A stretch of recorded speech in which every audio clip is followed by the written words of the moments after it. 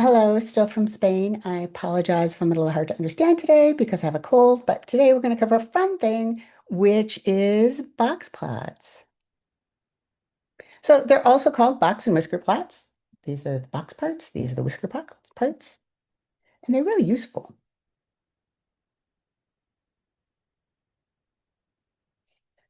So the top of the box up here is the 75th percentile. It means 75% of students scored at or below this line. You don't have to worry about all the things the textbook talks about computing percentiles because it is the 21st century and we have computers. But you should know that the 75th percentile, 75% of students score at or below that. The bottom of the box is the 25th percentile. 25% of the students scored at or below this line. The distance between the 25th and 75th percentile is the interquartile range. You should know that because it comes up again later. The line in the middle is the 50th percentile, also known as the median, and half of the students scored below this. So we can see looking at it that 40%, which these scores are in percentiles, 40% is the score that a fourth of our students scored below that. 75% of them got better than 40% on the test. So that's something. The median is somewhere around here about, I don't know, 57% or something, less than 60. So half of the students got less than that, half of the students got more than that. That's the median. And the 75th percentile is up here around 78%, so passing. Um, and we could see that a fourth of the students got higher than that because 75% got lower, 25% got higher. So we can tell quite a bit from one little box chart. Now, some statistical software will also show the mean, like as a diamond or a dot or something in the middle, but Excel does not do this. Now, the whiskers, these things at the end, are usually the minimum and maximum scores that anybody got. I say usually. In the cases of outliers, the whiskers are, it's a teeny bit complicated, the highest score within 1.5 times the interquartile range from the top of the box. In other words, the highest score that would be 1.5 times the width of this box, like up here, that could be the whisker. Or the lowest score within 1.5 times the interquartile range from the bottom of the box. We interrupt this presentation to give you a word about extreme scores. What is an extreme score? That will come up a lot in this course. Extreme score, also called an outlier, is a score extremely far from the rest of the distribution. There's good reason to be concerned about that. If somebody is extremely far from the rest of the distribution, should they even be in there? Should they even be in your study? If you have a small number of people, a really extreme score, as you'll see in the next chapter on descriptive statistics, can pull off the mean, even if it's just one person. So what do we mean by extremely far? Well, statistically, we're defining that with the box plot as 1.5 times the interquartile range. If the interquartile range was, say, we've got from about 20 to 78. Let's say it isn't, but let's say it's 40 to 80. Say it's 40 points, right? So 1.5 times 40 would be 60.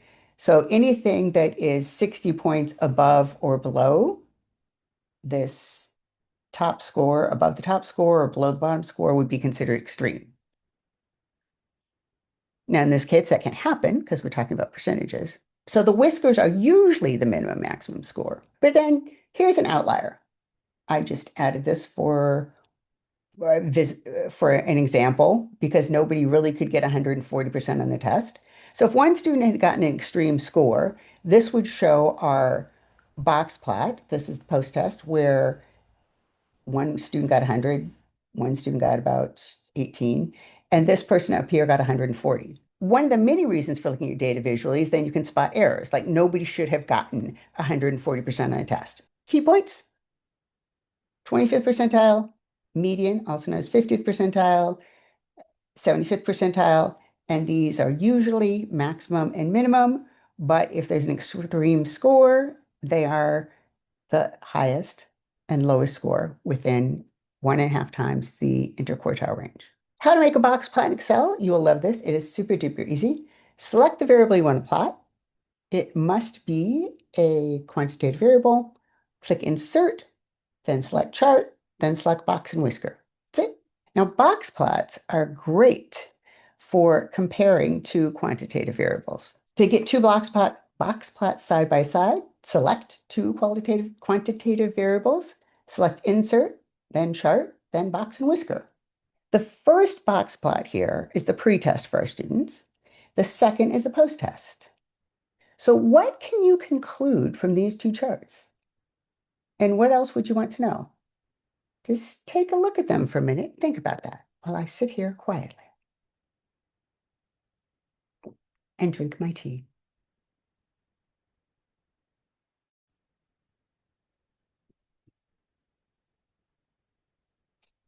A few things that I thought of. The median is higher on the post-test than the pre-test, so that's good. It shows that the median increased. The whole distribution shifted upward on the post-test. That is, the bottom group of students, the 25th percentile, had higher scores than the 25th percentile in the pretest, right? The top group of students, the 75th percentile, had higher scores than the 75th percentile in the pretest. The maximum score went up to 100%. Woohoo, that's good. The box looks wider and not as symmetric. So it appears to me here that the top half of the students improve more than the bottom half. So that's super cool. I'm going to pick post test. I'm going to go up to the top menu here where it says insert, pick insert, chart, and box and whisker. And that's it. That's all it takes to get a box plot. Probably want to put a different title here. Now let's say I wanted to compare two variables. Just click both variables. So click one column selected, drag over, go back up, pick insert again, pick chart, pick box and whisker again, and there you go. Now, one thing I don't like about this is it does not label those very well.